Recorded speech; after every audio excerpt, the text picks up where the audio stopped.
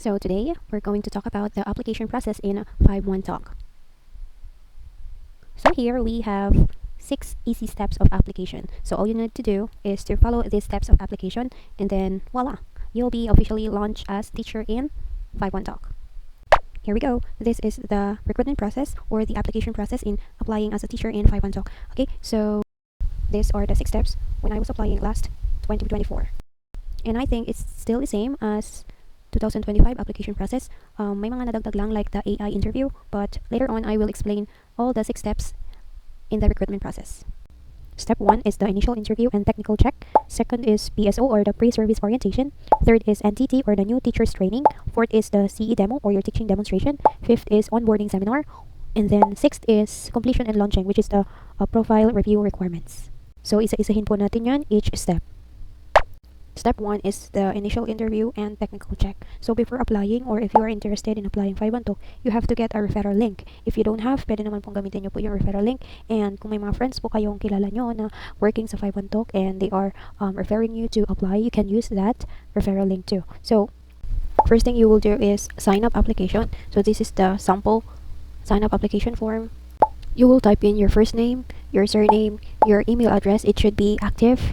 Gmail account, and then mobile number also dapat active din to. And then for the password, much better you take note of the password you made. And next is hanapin nyo yung may 3 lines in the upper right corner, and then click sign in, and then you will sign in using your registered email account and then the password. That's why sinabi ko sa inyo kanina na you have to remember or take note the password you used, and then click sign in, and then you will go through this next site and accomplish date of birth, gender, highest educational attainment, and question about do you have a copy right now of your 4-year bachelor's degree diploma, your TOR or the transcript of records, or certificate of graduation. So much better if you click the yes. If you're fresh graduates, maybe you click yes for more chances na matanggap agad yung for initial sign up nyo po. Next page is input your name, email, location, and then a question, do you have PPO experience? Next is if you are a returning teacher, do you have laptop or desktop? And the next is preferred time to teach. And then last one is your active contact number or WhatsApp number. Then lalabas na yung pending, yung year, taka yung name nyo, and then saying thank you for completing the application form. Please wait for the results of the pre-screening process within 12 hours. Okay, so kaya ang gagawin nyo dito is constantly check your email and constantly sign in your registered email account in the 5.1 Talk official page. So balik naman tayo dito sa technical requirements. Take note lang po na sa ngayong 2025 na application process, may dinagdag po silang AI interview kung saan wala po ito nung time na nag-apply ako nung 2024. Nagsimula lang ako sa sign up application, then technical requirements, and then screening, and then interview. Yun lang. Sa technical requirements is may na-receive akong email sa Gmail account ko saying na nandun yung pre-screener or interviewer ko and kailangan kong i-add sa Skype, which is na wala ng Skype. Ginagamit na po ngayon ng 5.1 Talk is MS Teams. So you have to download it, and then you will message your pre-screener or interviewer, and then the pre-screener will ask for the basic requirements, and then yun na, i-schedule ka na for screening and interview. Sa interview naman, huwag masyadong kabahan, relax kasi madali lang naman yung question. It's just about questions about yourself, and then more on the basic requirements if na-comply mo or na-meet mo ba yung requirements sa laptop, sa headset, sa teaching environment, and that's all.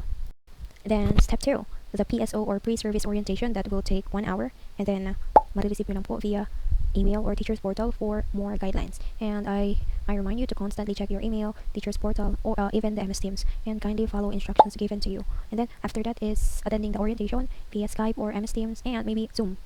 So orientation naman, wala naman kayo ibang gagawin kundi makinig lang po kasi more on discussion po to about 5.1 Talk. And then after the PSO, you have to make a checklist about the teaching requirements, and then most importantly, complete your profile. Kasi right after na ma-accomplish nyo po yung complete your profile, you will proceed on your next step, which is the NTT or the new teachers training, that will take at least 6 hours, and you will receive via the link via email or the teachers portal for more guidelines or reminder. So I remind you again to constantly check your email, teachers portal, and even your MS Teams, and kindly follow the instructions given by your trainer. And then you will attend the training. Make sure na you have to attend at least 10 minutes or 15 minutes before the scheduled training kasi it's all about being professional. You have to be on time.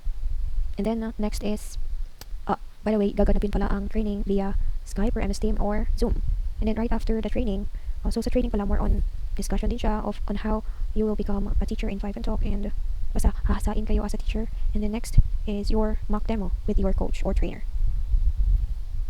Sa mock demo naman, huwag kakabahan and relax kasi yung topic or the material you are going to have on the mock demo is given right before the scheduled training. So you have time to study and pag-aralan based on the the training strategies, yung mga binigay na strategies during training. You have to apply it when you are going to have a mock demo.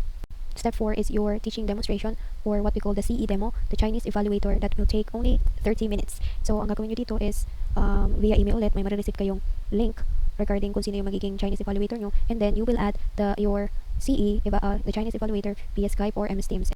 So, bakit kailangan siyang i-add? Kasi yung CE nyo po, hindi po sila ang mag-a-add sa inyo, kasi sa dami ng applicants na in-entertain nila, we have to be the one who will add the CE for us to be scheduled. And then, after natin ma-add yung CE, we have to follow instructions again. May mga ibibigay na guidelines before the CE demo. Gaganapin naman ang inyong CE demo through AC or yung app ng 512 kung saan dun kami nagtuturo. Then, alam ko na train naman kayo how to navigate the AC. That's why you can practice your demonstration in AC before kayo mag-CE demo with your Chinese evaluator. So, meron po akong ginawang video regarding on how to practice your CE demo with a topic about our school. So you can find and watch my video regarding how to practice my CE demo, and then meron po ako nilagay doon ng material ID number wherein magagamit mo yung actual topic na our school in the Mac classroom, and then pwede nyo manavigate, magamit yung mga tools while teaching. And of course, practicing.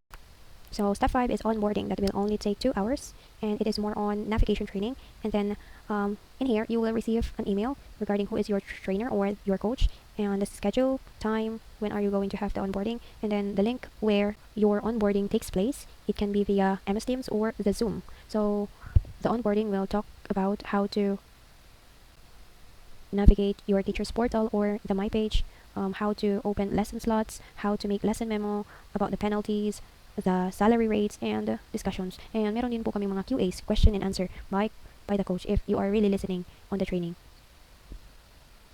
And also, we are given a chance to ask questions, clarifications about My Page, navigation of My Page, and kung may hindi po naintindihan, ay ito na yung time na pwede kami magtanong sa coach, masagot ang aming mga katanungan at mga hindi naintindihan. Last but not the least is the completion and launching. So here, we will be undergoing profile review requirements under sa teacher's portal or the My Page, and maghihintay na lang kami para sa activation ng aming account. And then, voila! Congratulations! You are now a fully launched teacher of 512. So that's all. The quick 6 easy steps applying in 512. So what are you waiting for? Apply now in 512 and be one of the teacher who can work flexibly at home.